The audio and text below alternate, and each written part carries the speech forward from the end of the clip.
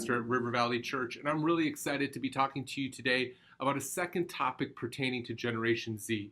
As we reach out to Generation Z, which is arguably right now between the ages of 5 and 25, as we reach out to them, there are certain characteristics found in Generation Z that are important for us to know. Now, if you're able to tune into my last talk, we were able to go pretty deep on some of the differences found in Generation Z, from the way they think to the things that they value, to the way that they even take in information and what they do with it.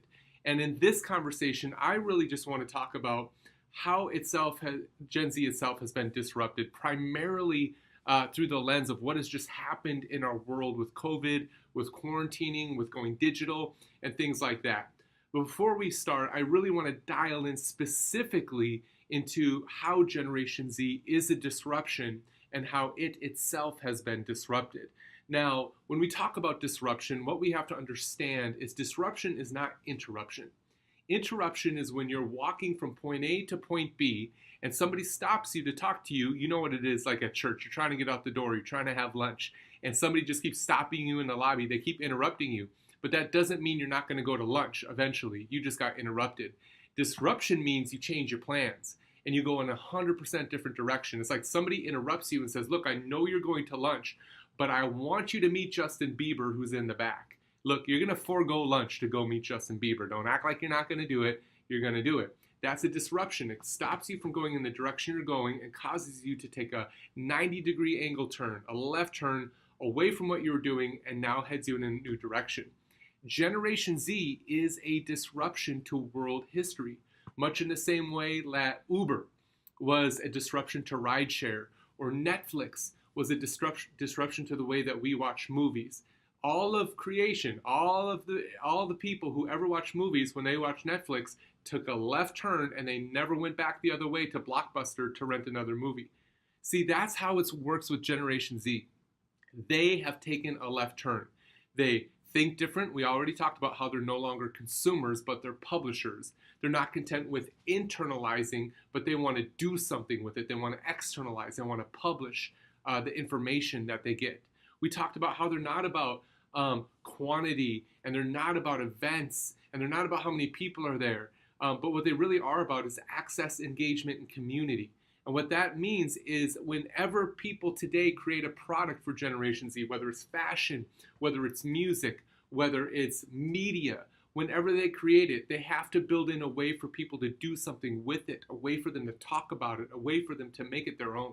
Because if they don't, they lose their audience. That's why Generation Z is a generation that is a disruptive generation.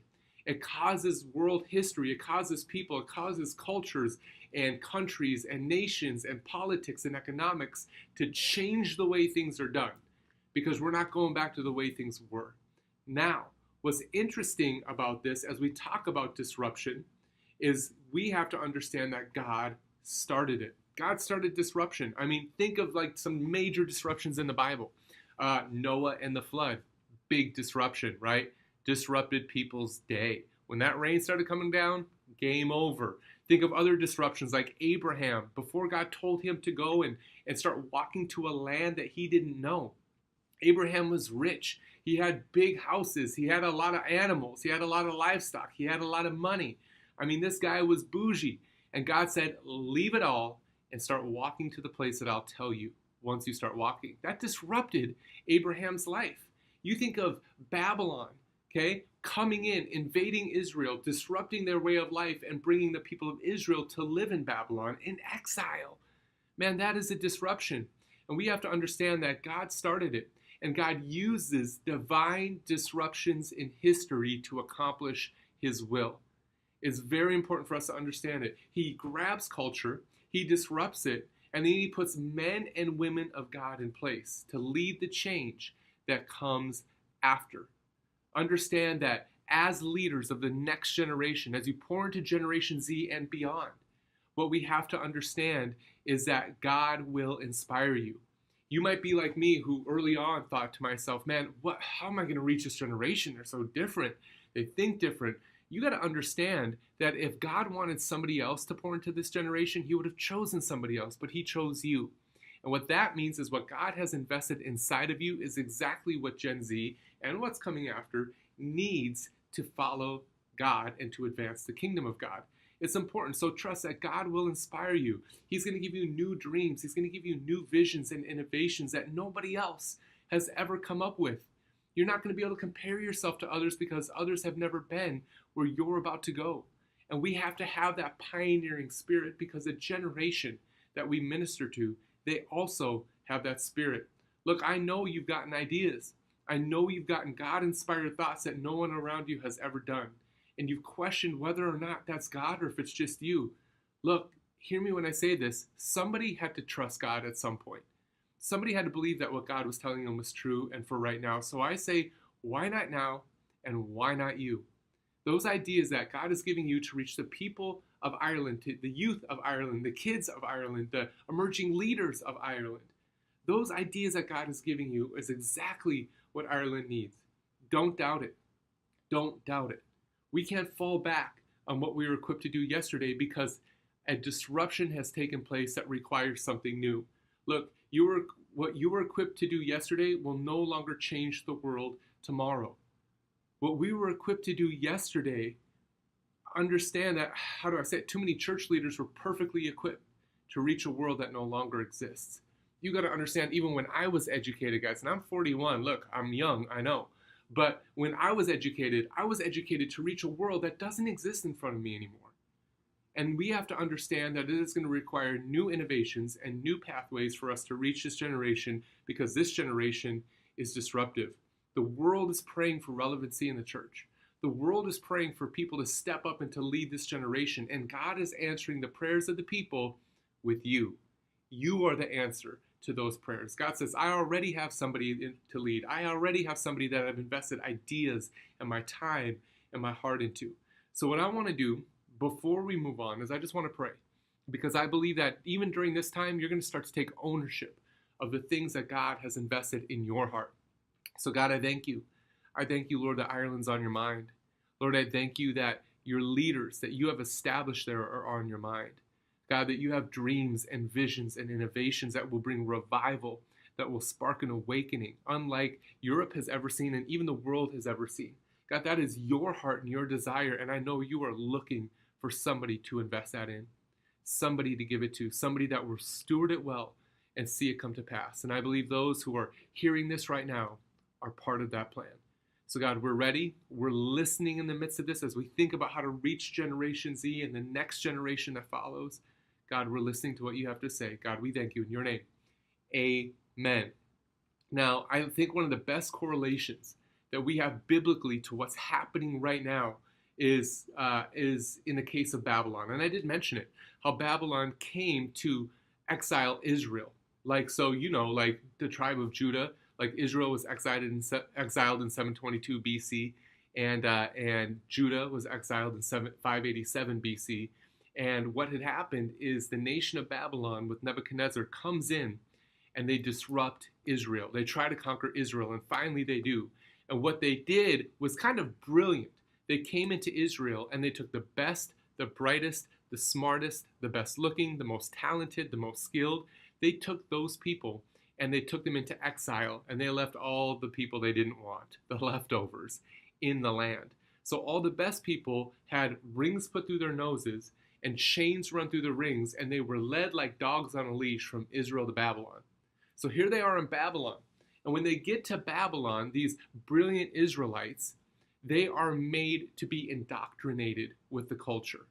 They are made to understand all things Babylonian and leverage their beautiful brains and minds and skills and expertise for the glory and for the benefit of Babylon.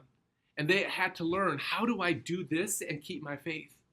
How do I allow myself to be indoctrinated by another culture that I don't like and that I'm not a part of, while maintaining my Jewish faith? Understand that the nation of Israel was a nation that revolved supposedly around God. So their lives revolved around the temples and their feasts and their traditions, and they knew who they were because of where they lived. But how do you know who you are when you're exiled from where you live? Man, that's a disruption. How do you carry your faith with you when everything that your faith was built around is now rubble? is now torn down and has been set on fire. What do you do when you're not even close to the home country that gave you your identity?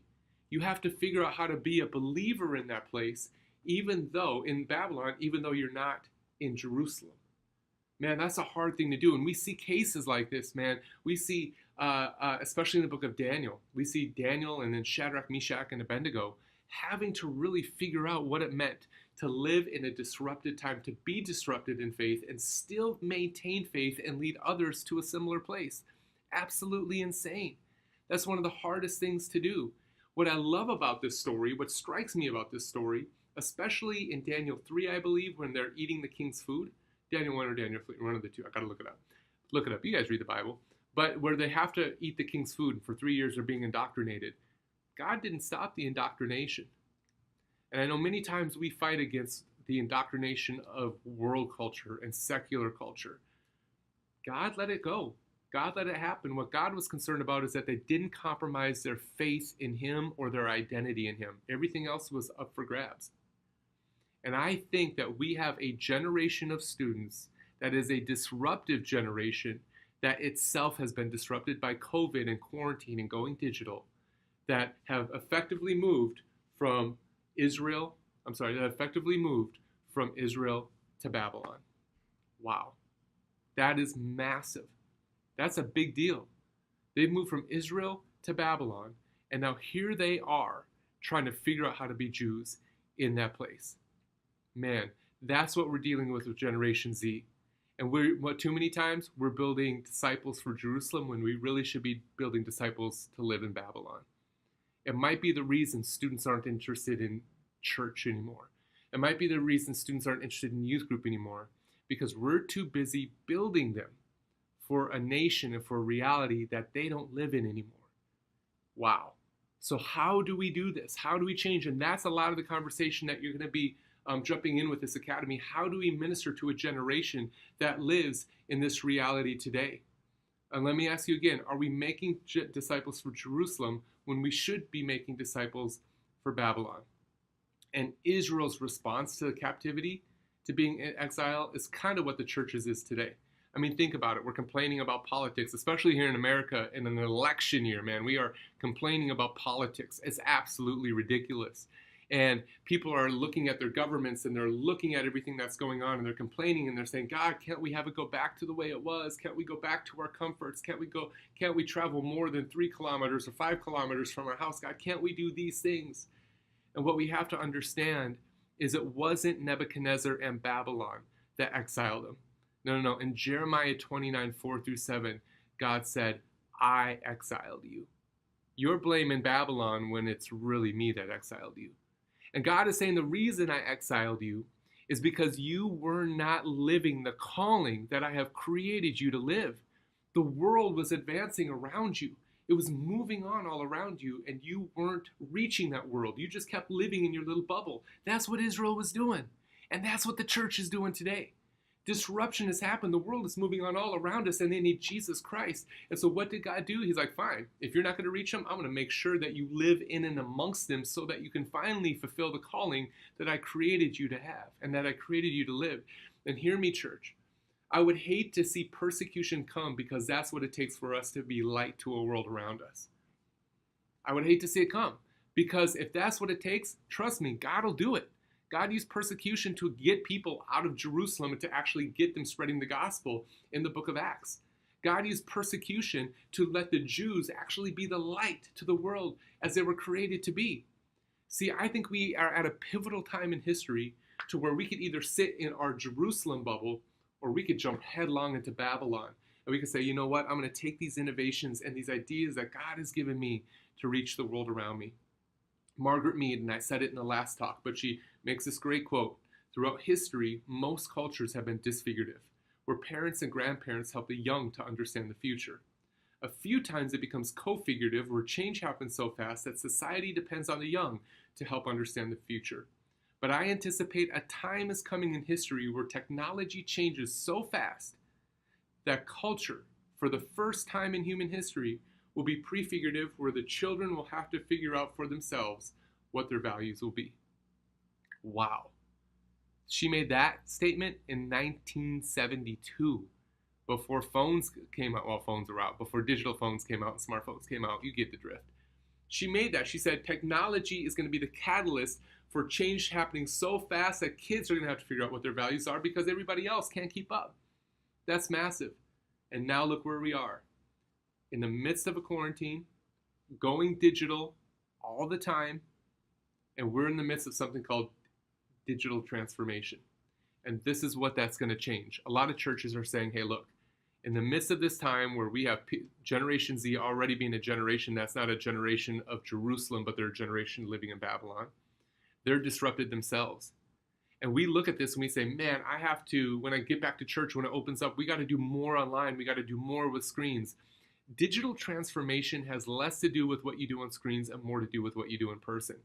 One thing we have to understand about Generation Z that's been disrupted and cut in half right now is this, is that their in-person expectations are changed because of digital. Case in point, if I had a small group, okay, if I have a small group that I love being a part of, and then COVID hits and quarantine hits, and that small group moves to my screens, it moves to Zoom.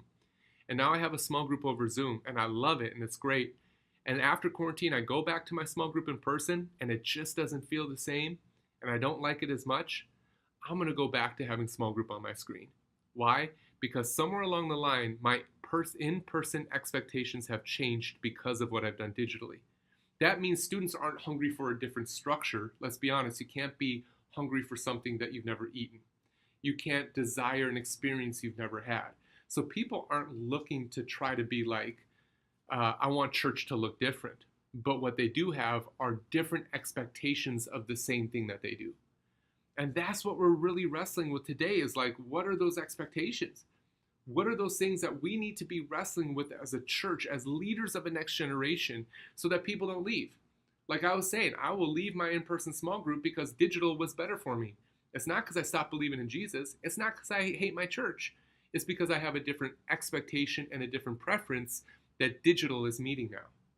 Wow, talk about another disruption, guys. And this is where I'm landing us, is we have to figure this out. I'm still trying to figure this out because I'm seeing people come back to church and then say, yeah, it's not for me. Where before they were sold out. Before quarantine, they were sold out. What changed? Not church, but their expectations, whether they know it or not.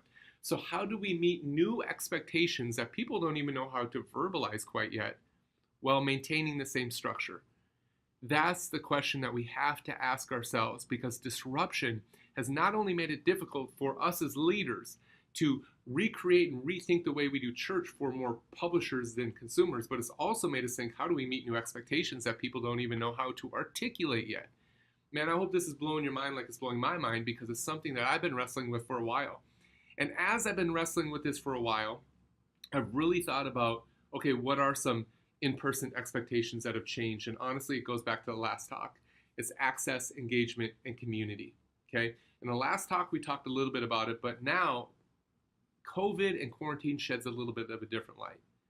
Because when somebody comes back to church and they're not met in a warm way, in an accessible way, they're going to leave.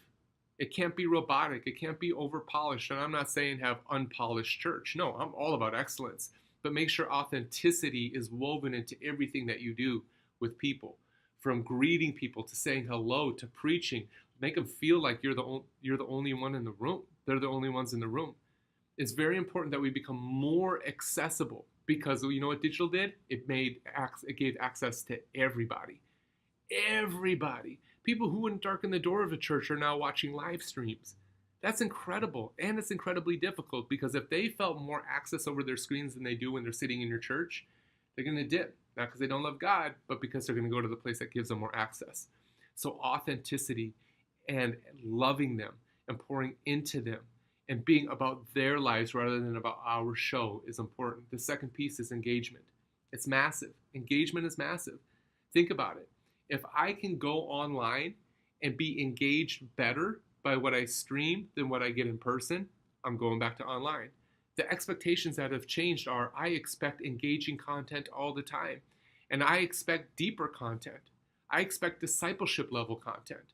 Look, when you are looking for a way, like if I'm trying to fix my oven, my stove, my refrigerator, and I want to fix it, I go to YouTube. And I don't do like the videos that kind of tell me about the refrigerator. I don't want the 101 videos. I want the deep videos. I want the 501 videos. I want the videos that take me deeper and show me exactly what I need to do to fix that refrigerator. In the same way, people have been digesting content for months now at a deep level. If you give them a hot dog when they're used to steak, they're going to leave. So let's understand that they need to be engaged with discipleship level content, and that they might come back because, look, you gave them steak and you made them more hungry for steak the next time. Finally, the last piece is community. Man, I would hate to have a digital group give somebody more community than they have in my own house or they have in my own church. And that's hard to say, but you know what? It's happening. And so as we minister to the next generation, we need to create that community, that common unity that doesn't stop or isn't relegated to service times, but is ongoing and continuous. And yes, you do meet in person, but on the other hand, you can also be connecting on the outside of church, outside of your formalized times in different ways. And I know it's different in quarantine, but look, when people come out of quarantine, their expectations are going to be different, especially students. So access. Are you being authentic? Do they feel that by walking through the doors of your ministry, by walking through the doors of your church, do they feel that they're home? And that your church, that your small group feels more home than their own house? Second thing is engagement. Are they feeling validated? Are they feeling engaged? Are they feeling poured into? Because if they're not, we're going to miss them. And finally is community. Man, community is king. It really is. You can have the best content and you can have the best service, but if they walk in and out and they don't have community, we're missing it. And those are the in-person expectations that are changing on the other side of quarantine. So to recap, look, we talked about disruption. We talked about how Generation Z is a disruptive generation to history and that it itself has been disrupted, which has functionally changed. It has functionally changed their in-person expectations, what they expect when they're with you in person. And our goal is to meet them. So hopefully today, I gave you guys some food for thought. Hopefully today, I let you be bugged by the same things that bug me, because what's been on my radar for a while is now on your radar. And the way I figure it out might help you, but the ways you figure it out may help me too. And so what this is supposed to do is to start dialogue. It's to start to at least let you know where the target is so you know where the bullseye is. One of the hardest things in ministry is to want to hit the bullseye, but you don't even know where the target is. My goal in these last two talks were to really show you where the target is so that you could hit the bullseye in your own way. I believe that God is going to do a move in Ireland, and I believe it begins with you. It begins with you taking the dreams that God has given you and filtering it through the things that we talked about today, because I really do, that we're going to see a revival, an awakening happen in Europe, and it's going to start in Ireland. I love you guys. Thank you so much for taking time today.